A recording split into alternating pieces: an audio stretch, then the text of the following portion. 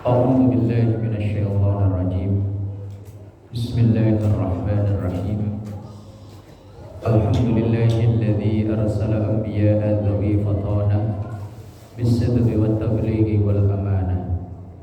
ثم الصلاة والسلام على طه رسول الله. ثم الصلاة والسلام على ياسين حبيب الله وعلى آله وأصحابه ومن تبعه بإحسان إلى يوم القيامة. سبحانك لا علم لنا إلا ما علمتنا إنك أنت العليم الحكيم. رب اشرح لي صدري ويسر لي أمري واحلل عقدة من لساني يفقهوا قولي واجعل لي وزيرا من أهلي. أما بعد. حضرة العلماء وحضرة الجماعة Masallabahul khair, yang semoga kita semua diberkahi, diridhoi dan dikaruniai sehat afiat, panjang umur dalam taat ibadah kepada Allah Subhanahu wa taala. Liridhillah wa li syafaati Rasulillah wa ila hadratin Nabiyil Mustafa Muhammadin sallallahu alaihi wasallam wa ala alihi wa ashabihi wa azwajihi wa dhurriyyatihi wa ahli baitihi al-kiram wa jami'i ummatihi minal muslimina wal muslimat wal mu'minina wal mu'minat aina ma kanu, khususan mu'allif hadzal kitab Asy-Sya'n Nawawi ad-Dimashqi bi barakatil Fatihah. A'udzu billahi minasy syaithanir rajim. Bismillahirrahmanirrahim. Alhamdulillahi rabbil alamin arrahmanir rahim maliki yaumiddin. Iyyaka na'budu wa iyyaka nasta'in. Ihdinas siratal mustaqim. Siratal ladzina an'amta 'alaihim ghairil maghdubi 'alaihim waladdallin. Amin. Bismillahirrahmanirrahim. Melanjutkan ngaji kita dari kitab Riyadhus Shalihin.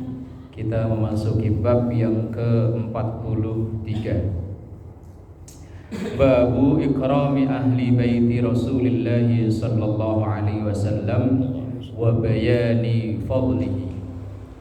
Bab yang menjelaskan atau yang membahas tentang memuliakan ahlul bait Rasulillah sallallahu alaihi wasallam, wa bayani fadlihi, dan menjelaskan tentang keutamaan ahlul bait itu.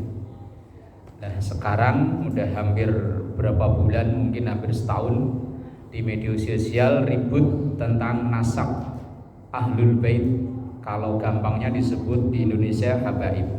Apakah habaib ini nasabnya nyambung ke Rasulullah sallallahu alaihi wasallam atau tidak?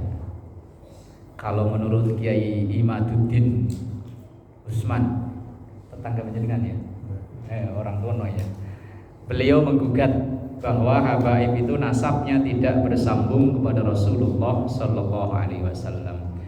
Ya wis, kita bukan ahli nasab, mau keturunan siapa, mau anak siapa, ya kita wajib untuk menghormatinya. Bahkan makalah dari Syekh Abdul Qadir Al-Jailani yang namanya sering kita sebut ketika kita hadharah memulai mengirim doa, selalu kita sebut namanya. Makalah atau dawuh beliau atau nasihat beliau yang dikutip oleh Imam Nawawi Banten, sama-sama orang Banten. Dalam kitab Nasaihul Ibad, Syekh Abdul Qadir Jailani bilang begini: tetap berprasangka baik, berhusnudzon, tetap menghormati kepada siapapun. Kalau orang itu lebih tua dari kita, hormatilah karena dia mungkin ibadahnya lebih banyak daripada kita. Kalau dia lebih muda dari kita, hormatilah, dosanya mungkin lebih sedikit dari kita. Ketemu orang alim, orang pinter, hormatilah, bisa jadi dengan ilmunya ia dekat dengan Allah. Ketemu orang jahil, orang yang tak berilmu, hormatilah, ia mungkin melakukan kemaksiatan, kesalahan karena didasari ketidaktahuan. Ketemu orang ahli maksiat sekalipun, hormatilah, siapa tahu ntar sore bentar lagi dia taubat dan mungkin imannya lebih bagus daripada kita. Bahkan ketemu yang non muslim, yang disebut kafir dalam bahasa Quran, itu pun kita wajib menghormati. Siapa tahu besok ia dapat hidayah jadi mu'allaf. Dan real banyak contoh mu'allaf itu kadang ilmunya, ketakwaannya lebih mantep daripada kita yang memang udah dari brojol sudah Islam. Iya. Lah makanya ya wis mau siapapun kita hormati, kita muliakan. Mau keturunan siapa ya wis terserah. Tapi yang ini babnya menghormati ahlul bait Rasulullah sallallahu alaihi wasallam. Lalu siapa ahlul bait itu? Nah, kan gitu ya. Siapa yang masuk dalam kategori ahlul bait? Karena memang ahlul bait itu disinggung dalam Al-Qur'an yang kalau tahlil versi lengkap itu dibaca ini. Innama yuridullahu liyudhiba ankumur rijsa ahlal baiti wa yutahhirakum tathira. Innama sesungguhnya hanya yuridullah, Allah menghendaki, liyudhiba untuk menghilangkan angkum dari kalian ar-rijsa kesalahan, ahlal baiti dari ahli bait, wa yutahhirukum dan mensucikan kalian, wa yutahhirakum dan mensucikan kalian, tadhira dengan sebenar-benarnya suci. Kalau dalam ayat ini seakan bisa dipahami bahwa ahlul bait itu orang yang dosa-dosanya diampuni oleh Allah. Cuma pertanyaannya ahlul bait itu loh siapa? Kan gitu. Apakah iya habaib yang ada di sekitaran kita itu benar ahlul bait, atau mungkin yang bergelar sayyid atau bergelar syarif itu yang ahlul bait? Kalau keluarga Nabi yang inti atau yang pokok itu dirangkum dalam syair yang biasanya kalau saat-saat tertentu syair itu sering dibaca, yang li khamsatun udfi biha harral wabail hatima al-mustafa wal murtadha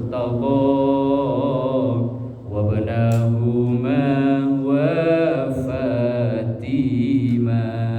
Pernah dengar nggak? Pernah ya? Barusan ini.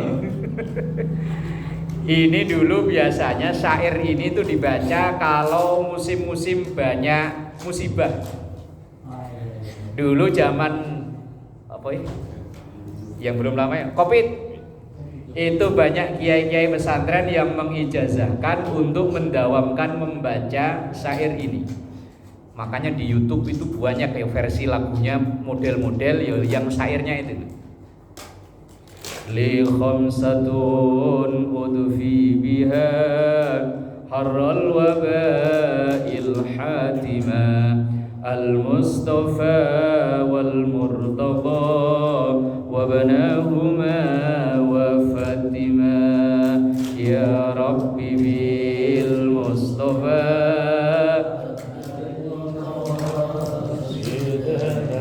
wa ghfir lana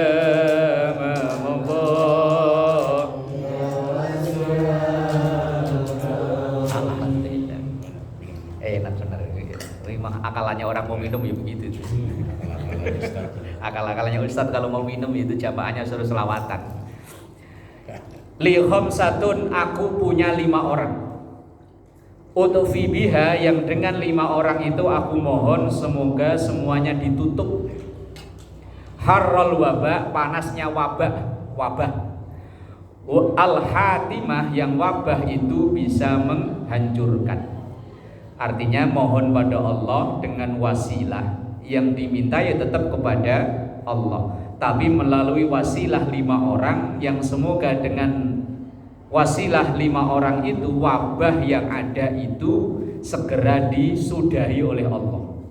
Nah, waktu Covid itu banyak ijazah yang disampaikan untuk memperbanyak membaca syair ini.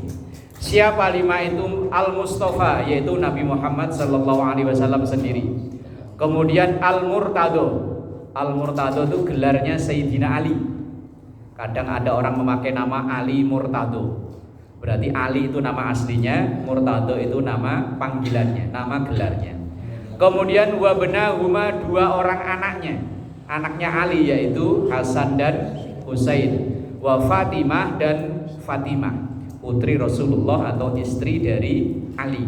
Lah kalau keluarga inti Rasulullah yang sebagian ahli tafsir menjelaskan ayat itu tadi dalam surah Al-Ahzab ayat 33, ya 5 orang ini, yaitu Rasulullah sendiri, Ali mantunya plus sepupu, kemudian dua benahuma, dua orang cucunya atau dua orang anak Rasul, anaknya Ali, yaitu Hasan dan Husain, dan 3 dan 4, wa Fatimah dan Fatimah.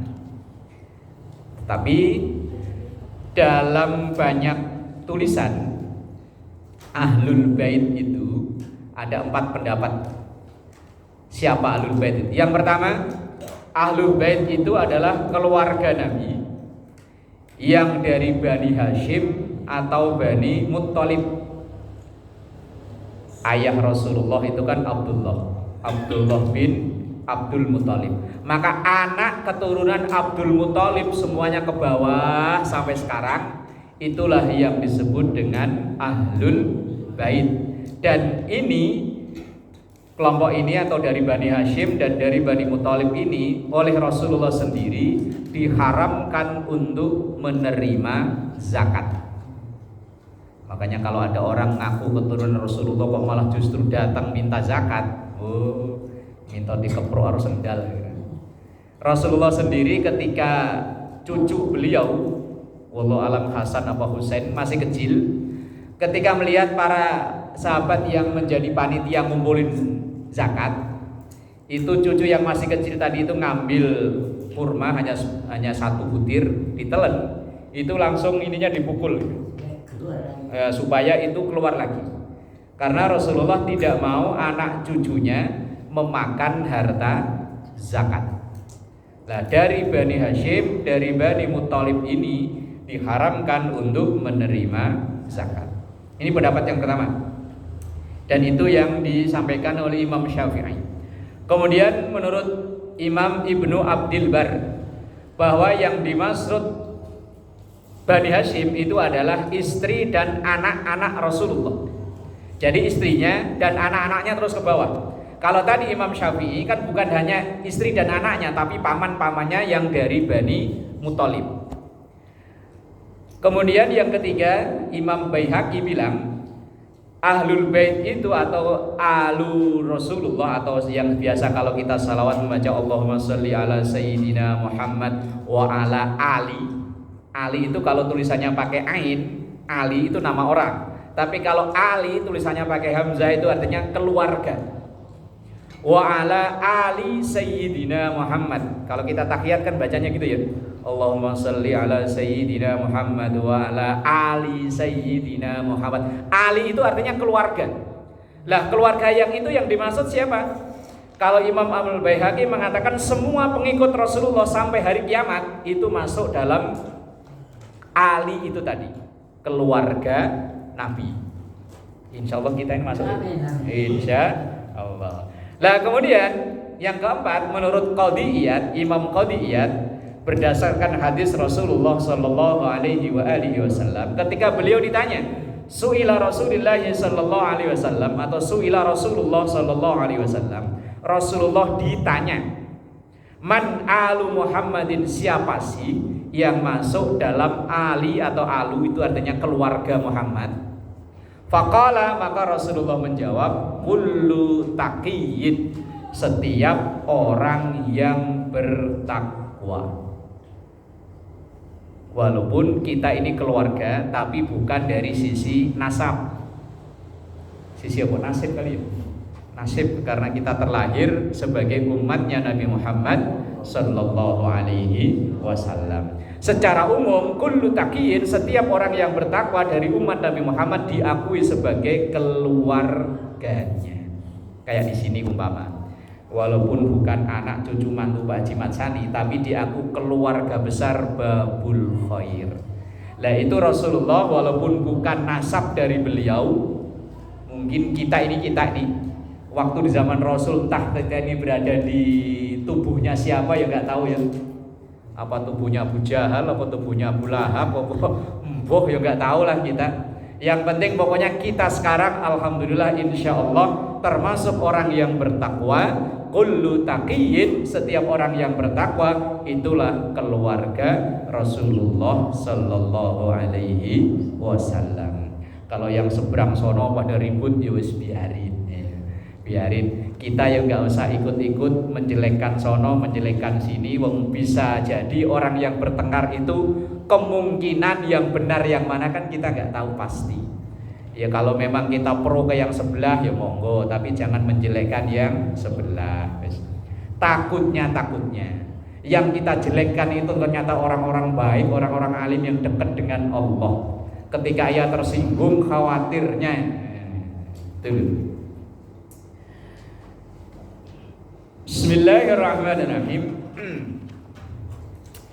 Dalam bab 43 yang bab menjelaskan tentang memuliakan Ahlul Bait Rasulullah dan kemuliaan dari Ahlul Bait Rasulullah itu diawali dengan ayat tadi dalam surah Al-Ahzab ayat 33, innama yuridullahu liyudhiba ankumur rijsa ahlal baiti wa yutahhirakum tadhira. Bahwa Allah menghendaki untuk menghilangkan kesalahan atau dosa-dosa dari Ahlul Bait, wa yutahhirukum wa yutahhirakum, dan membersihkan kalian tadhira, dengan sebenar-benarnya bersih. Lah kalian itu yang dimaksud tadi adalah Ahlul Bait Rasulullah sallallahu alaihi wasallam. Bismillahirrahmanirrahim. Hadis yang pertama dari bab ini atau hadis yang nomor 346. An Yazid bin Hayyan, diriwayatkan dari Yazid bin Hayyan. Qala, ia bercerita, intolaktu ana, saya pernah bertolak atau saya pernah pergi keluar atau jalan.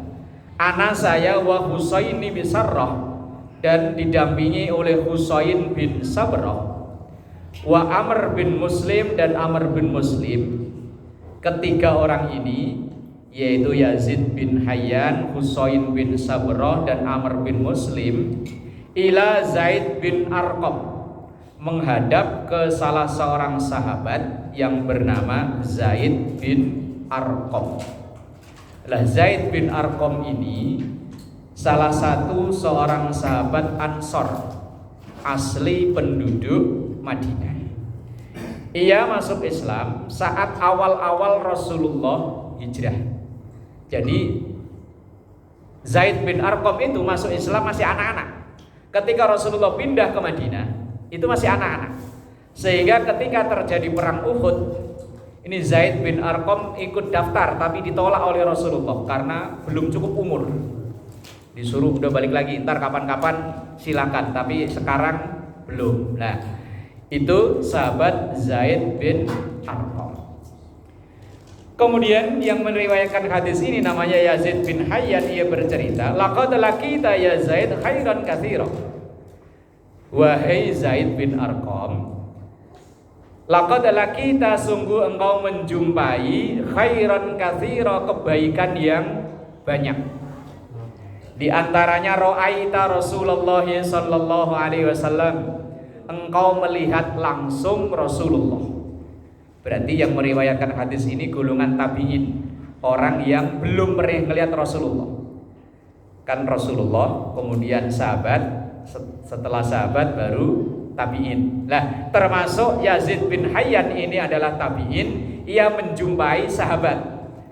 Kalau bahasa kita sowan ke orang-orang sepuh yang dulu pernah ketemu dengan, misalnya dulu di sini ada tokoh. Nah, lah Yazid tadi bercerita, ngomong begini, ra'aita Rasulullah sallallahu alaihi wasallam, engkau termasuk yang beruntung pernah jumpa langsung dengan Rasulullah. Wa sami'ta hadisahu, dan engkau mendengar pembicaraan Rasulullah. wa ghazauta ma'ahu, dan engkau ikut berperang bersama Rasulullah, wa shallaita khalfahu, dan engkau pernah sholat di belakang Rasulullah, artinya menjadi makmumnya Rasulullah. Kita mimpi aja kayak abot ya. Kadang udah amalan ini dijalani, apakah memang kita ini masih yang kotor, jadi belum bisa dijumpai oleh Rasulullah walaupun hanya dalam mimpi. Lah ini para tabi'in ngiri, kalau bahasa kita ya, ngiri, wah kamu mah enak Zaid, pernah ketemu Rasulullah, pernah mendengar Rasulullah, pernah perang bareng Rasulullah, pernah sholat bersama atau menjadi makmumnya Rasulullah sallallahu alaihi wasallam. Laqad laqita ya Zaid khairan katsira, dan engkau sungguh telah menemui atau menjumpai kebaikan yang banyak. Kemudian kata Yazid, orang yang datang rombongan 3 orang tadi, ngomongnya begini, hadisna ya Zaid, ceritakan kepada kami wahai Zaid, ma sami'ta min Rasulillahi sallallahu alaihi wasallam, apa yang pernah engkau dengar dari Rasulullah sallallahu alaihi wasallam. Ibarat kita sowan ke sesepuh, tolong dong ceritain dulu almarhum cerita apa saja sih. Lah kalau zaman sekarang enak, puter aja di YouTube-nya ada. Nah iya sekarang, lah dulu kan belum. Kemudian kala Zaid menjawab, ya ibna akhi, wahai anak saudaraku, wallahi demi Allah, laqad kabirat sinni, sungguh saya ini sudah tua, sudah lanjut usia. Wa qad ma'ahdi wa nasitu ba'dal ladzi kuntu a'i min Rasulillah sallallahu alaihi wasallam. Waktu berjalan sudah cukup lama sehingga banyak yang saya lupa keterangan yang disampaikan oleh Rasulullah sallallahu alaihi wasallam. Fama haddastukum fa aqbalu, maka apa yang aku ceritakan kepada kalian fa aqbalu, ya wis dengerin, terima. Wa mala fala tukallifunihi, tapi dari yang saya lupa ya jangan membebani saya. Artinya jangan banyak nanya, wong saya udah tua, banyak yang lupa. Sumaqala, kemudian Zaid bin Arqam bercerita, mulai bercerita tentang Rasulullah sallallahu alaihi wasallam. Qama Rasulullah sallallahu alaihi wasallam yauman, satu hari Rasulullah itu pernah berdiri, fina, di tengah-tengah kita, khatiban, dengan beliau berkhutbah. Mungkin lagi ngumpul begini, tiba-tiba Rasulullah berdiri, kemudian beliau berkhutbah atau berpidato.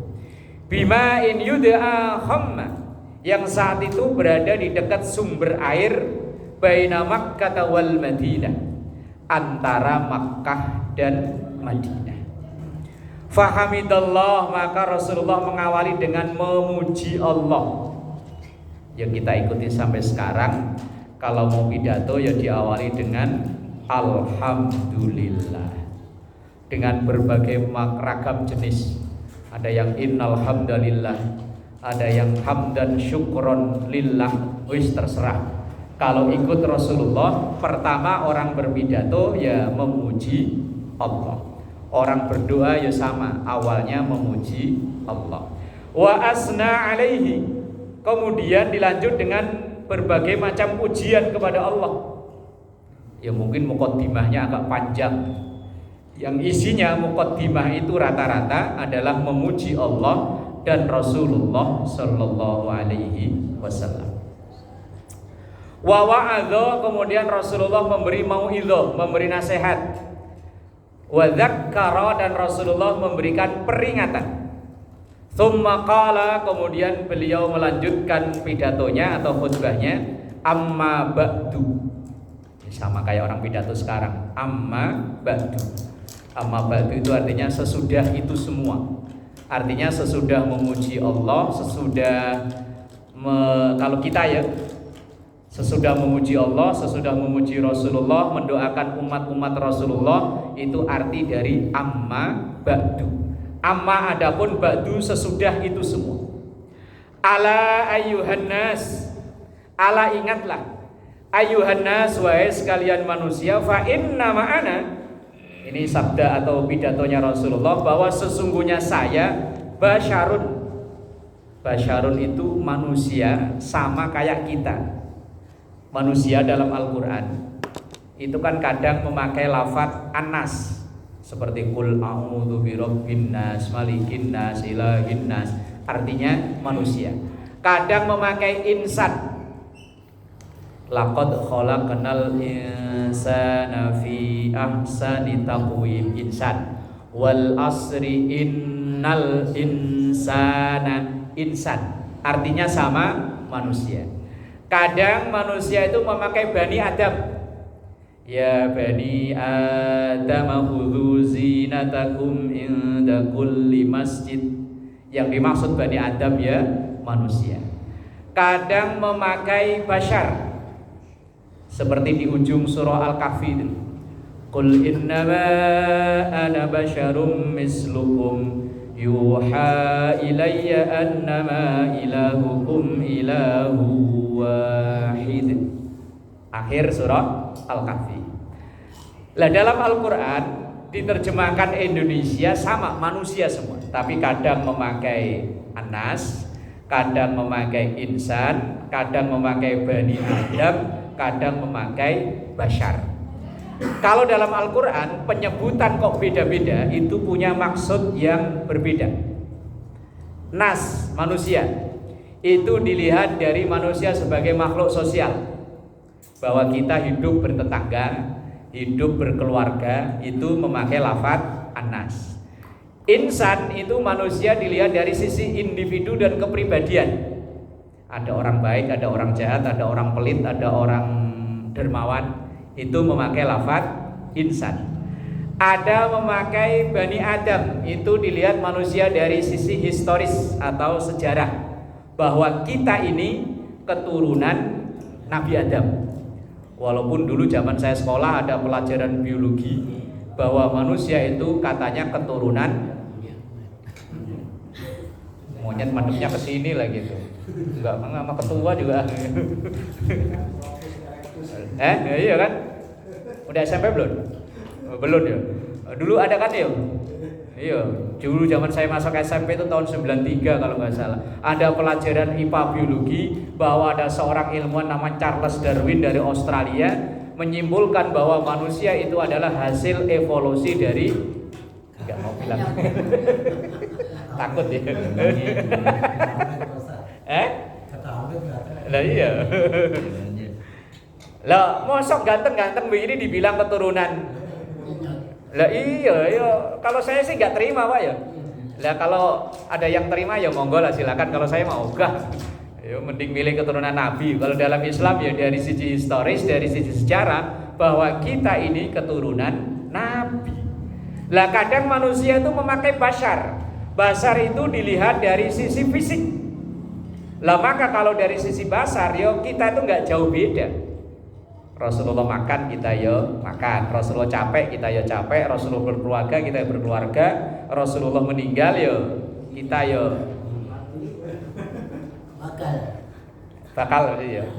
Bakal belum. Makanya dari sisi bashar, yo kita nggak jauh beda, sama. Maka kalau insan bisa ditiru, Pak. Tapi kalau bashar nggak bisa ditiru. Wong kebetulan kita ditakdir oleh Allah lahir sebagai bangsa Asia, bangsa Indonesia, ya memang bentuk fisiknya begini nih. Minimalis, dengan kulit yang warnanya nggak jelas begini ya. Ini kulit kita ini warnanya apa sih? Sawo mateng, sawo bosok gini. Lah dari sisi basyariah itu fisik, nggak bisa ditiru, Pak. Lah kalau Rasulullah kebetulan dari ras Arab, keturunan dari bangsa Quraisy, ya orangnya gagah, gede tinggi, putih, ganteng. Hidungnya mancung. Lah kita yo minimalis lah ya. Mancung, minimalis. Kalau bilang pesek itu kayaknya kok ngena banget gitu. Minimalis. Tapi menurut survei, Pak, orang yang hidungnya begini itu insya Allah panjang umur. Lah karena kan napasnya bolong-bolongnya ini sempit, Pak. Jadi ini irit. Kalau yang lubangnya itu bos cepet habis. Bos boros, kayak knalpot dibobok lah pokoknya.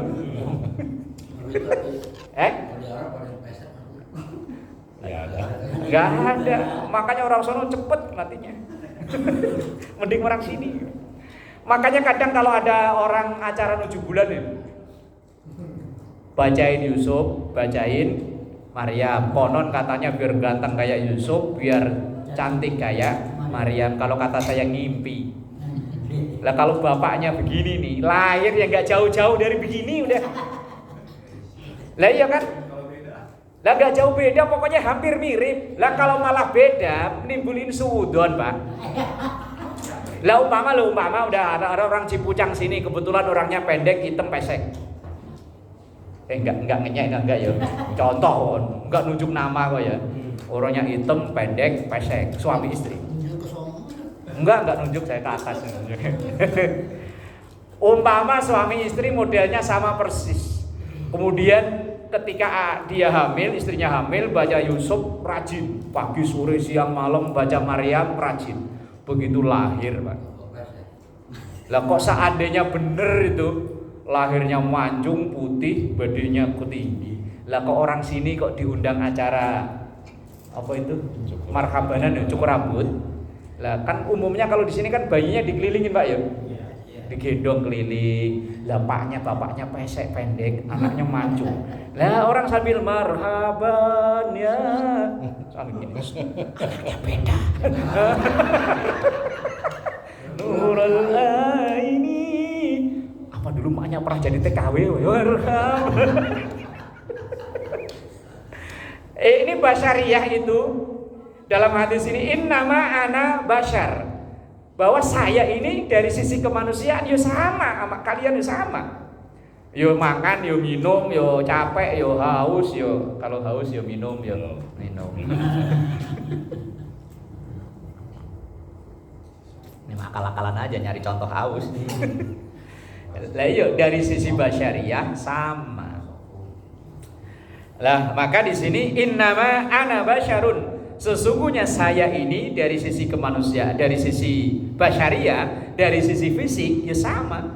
Qul innama ana basyarum mislukum, bahwa saya dari sisi basyariah sama, mislukum sama kayak kalian, tapi yuha ilayya. Bedanya itu saya memperoleh wahyu dengan Quran yang kita tidak. Bedanya cuma itu, dari sisi basyariah sama.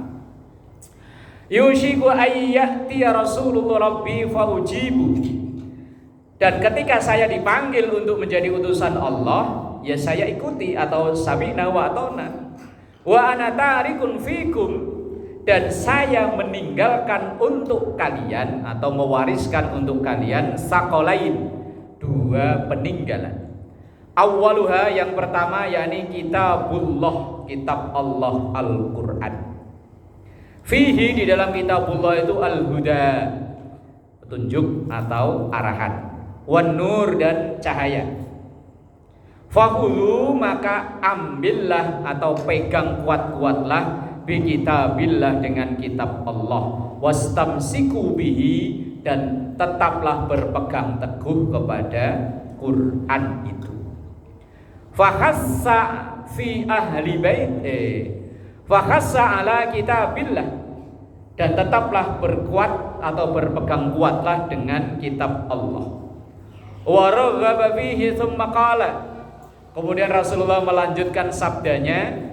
Tadi kan 2 warisan Rasulullah yang ditinggalkan. Yang pertama adalah kitabullah, yang kedua wa ahlu baiti, ahli baitku, keturunanku, keluargaku. Udzakkirukumullah fi ahli baiti, ingatlah kepada Allah dalam urusan ahlu baitku. Udzakkirukumullah fi ahli baiti, dan sabda Rasulullah yang masalah ahli bait diulang 3 kali. Faqala lahu Husain, kemudian Husain tadi ketika mendengar cerita dari Zaid bin Arqam bertanya, Waman ahlu baitihi ya Zaid, lalu siapa ahlu baitnya Rasulullah itu wahai Zaid? Alaisa nisa'uhu min ahli baitihi, apakah istri-istri Rasulullah itu yang dimaksud dengan ahli bait Rasulullah? Qala, maka Zaid bin Arqam menjawab, nisa'uhu min ahli baitihi, istri-istri Rasulullah ya jelas itu adalah ahlu bait Rasulullah, maka disebut dengan ummul mukminin. Walakin ahlu baitihi, dan juga ahlu baiti Rasulullah itu man hurimas shadaqah ba'dahu, yaitu orang yang diharamkan untuk menerima zakat ba'dahu setelah meninggalnya Rasulullah. Berarti semua orang yang menjadi keluarga anak cucu Rasulullah yang diharamkan untuk menerima zakat. Wa manhum, lalu siapa lagi ya wahai Zaid? Qala, Zaid menjawab, hum ali, keluarganya Ali. Berarti Hasan Husain terus ke bawah. Wa ali Aqil, dan keluarganya Aqil. Aqil itu saudara Rasulullah. Wa alu Ja'far, dan keluarganya Ja'far. Wa alu Abbas, dan keluarganya Abbas. Ini semua adalah anak cucu dari Abdul Muttalib. Qala kullu haula'i hurrimas shadaqah. Kemudian Zaid bin Hayyan bertanya, apakah mereka semua ini haram menerima sedekah? Qala, kemudian Zaid bin Arqam menjawab, na'am, iya. Kalau keterangan dari hadis ini yang diriwayatkan oleh Imam Muslim, yang diharamkan menerima zakat itu adalah dari Bani Muttalib.